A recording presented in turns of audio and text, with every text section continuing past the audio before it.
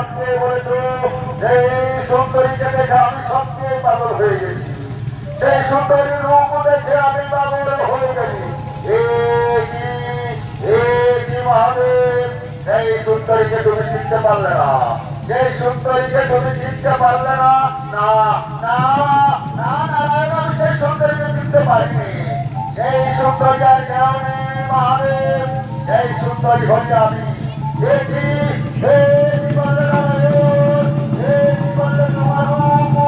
তোমার রূপে আমি পাগল হয়ে গেছি, সেই সুন্দরীকে আমি এখন না পাই, তার আমি শান্ত হয়ে